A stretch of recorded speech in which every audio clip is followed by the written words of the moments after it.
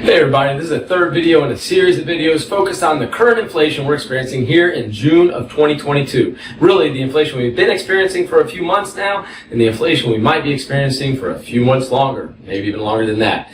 Anyhow, in this third video, I'm going to talk about how the Fed, using monetary policy, tries to impact the economy as a whole. So let's back up for just a second. Let's understand from a macroeconomics perspective, and that's what the perspective we're taking in these videos, since I'm a macroeconomics teacher, is what are those two major tools that we have to try to help stabilize an economy as a whole, the macroeconomy. One is fiscal policy and one is monetary policy. I'll get to monetary policy in a second because that's the focus of the video, but let me very quickly talk about fiscal policy.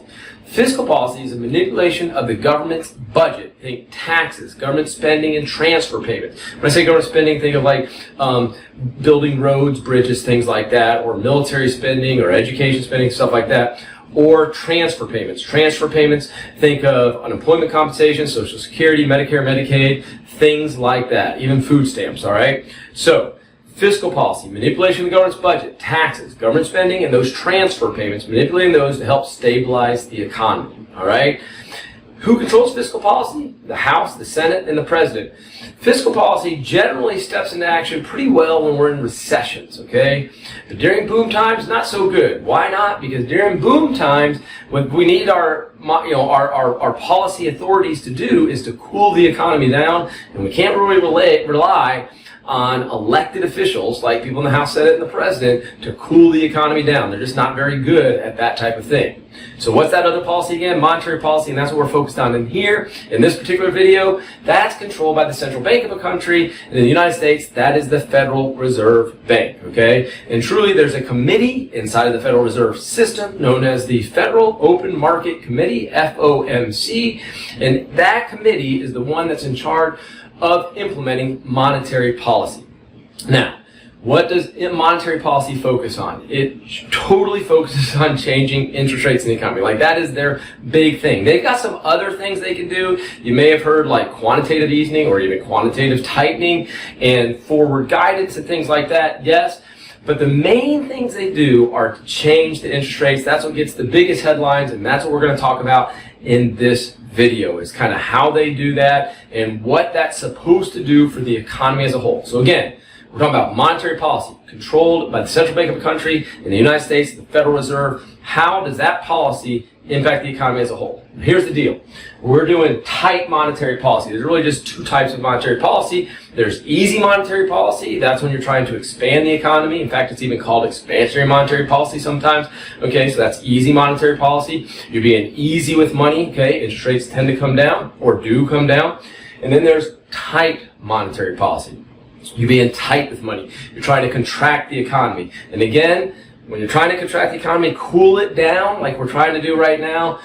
Fiscal policy authorities, not so good at it. You need something like the Fed. And why do you need something like the Fed? Because they have some independence from those elected officials. They're not elected officials, they're appointed officials, and there's actually a little bit of a process for the different types of people out in the FOMC. But anyhow, there is some isolation from politics, so they can kind of do the hard things that we kind of need them to do from time to time, at least in theory. Of course, there's arguments on what I just said, but that's the theory behind it, okay? So, tight monetary policy. What are we going to do? Contract that economy. How are we going to do it? We're going to raise interest rates. The two interest rates that they directly change, they're called administered rates. Remember, we're taking it a academic point of view, so I want to give you some a little bit of detail here. They're going to change two administered rates, and those two administered rates are the interest on reserve balances that they pay to banks for banks holding their reserves, or just think cash at the Fed. Okay, that's right. The Fed actually pays commercial banks, private banks, interest on their reserve balances. The money commercial banks hold at the Fed. Interest rate on reserve balances. And then there's this other one, the overnight reverse repurchase agreement rate, okay? RRP rate. Overnight reverse repurchase agreement rate, okay? And the reason they changed that is this interest rate on reserve balances, not all the financial institutions that they need to impact actually earn interest on reserve balances. A lot of non-bank financial institutions, this thing is not even applicable to them, so they need another interest rate that is applicable to them to have an impact on them, okay? And so here's what they're going to do. Tight monetary policy, they want to cool the economy down, okay? They're going to raise both of those, okay? The interest rate on reserve balances and the interest rate they pay on these overnight reverse repurchase agreement rates, okay? Really what's going on here is these non-bank financial institutions are lending money on an overnight basis to the Fed, and this is what the Fed is paying them. This one are banks, so think banks for the top one, non-bank financial institutions, and they're doing both of these. If they raise both of those up, then overall money market rates or short-term rates in the economy should go up. And the number one short-term rate that we want to keep an eye on, and the one the Fed's going to talk about, which is truly their policy rate, the one they focus on the most, is this thing called the federal funds rate, okay? So the federal funds rate. Now, what I want to put next to the federal funds rate is what I'm really talking about are all money market rates, okay? So again, they're changing both of these, and it's one of the big reasons they need this kind of new thing. So it's about 2015, the overnight reverse repurchase agreement rate. They need to be able to have enough of an impact on those financial actors that when they do this, they can make all money market rates, including that policy rate, their target rate. This is really set by a market, not by them. The Fed sets these directly. They're influencing these. These are market-driven rates, supply and demand, right? They're influencing supply and demand by changing these, increasing that, and getting money market rates or short-term interest rates to go up in general. Now, not only do they want short-term rates to go up, they want, and this little I is just interest rates in the economy in general, interest rates to go up in general. Now, what I'm about to do is very stylized, and there's a lot of complexities here that I'm kind of ignoring, but just in general, getting the big point of view, I want to kind of point you right here. That base rate is this federal funds rate or money market rates, okay? There's your base rate. On top of your base rate are a risk premium and a term premium. Now, there's no order here. I could put term down here and risk on top. There's just some premiums on top of the base rate. Imagine that this base rate, for just 1 second, is 0.5%, right? So we got a 0.5% base rate. If they increase the base rate, right, so this square I've got at the bottom, if they increase that base rate, there we go, so I've kind of driven that up. Again, what's that base rate? It's what I've got right here, federal funds rate, the money market rate. Then, hey, the long-term rates are all interest rates based on all the different risk and term premiums associated with them. I'm just basically keeping that arrow the same and keep that arrow the same, okay? Then in general, interest rates should go up, right? Hopefully you can fairly easy see that, is we've got a rise in interest rates generally in the economy.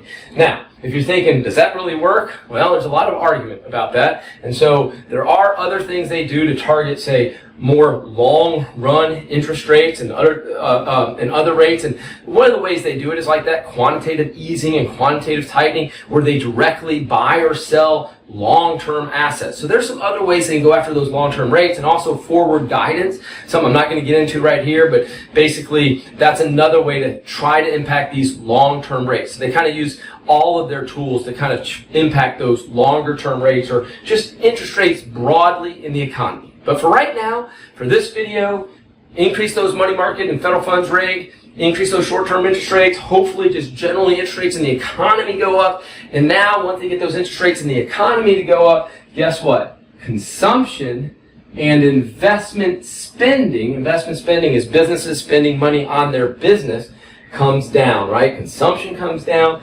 investment comes down, and those two things are big components of aggregate demand, something we talked about in the first video. So they're trying to drive down aggregate demand. Aggregate demand is basically total spending in the economy. That's right, they're trying to curb spending.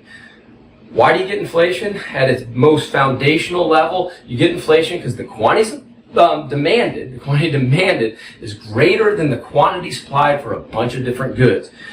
By curbing consumption and investment and aggregate demand, by reducing that demand side, you're trying to bring those two things back into balance to curb that inflation. So this is that cause and effect chain the Fed is trying to do right now in our economy to curb that inflation.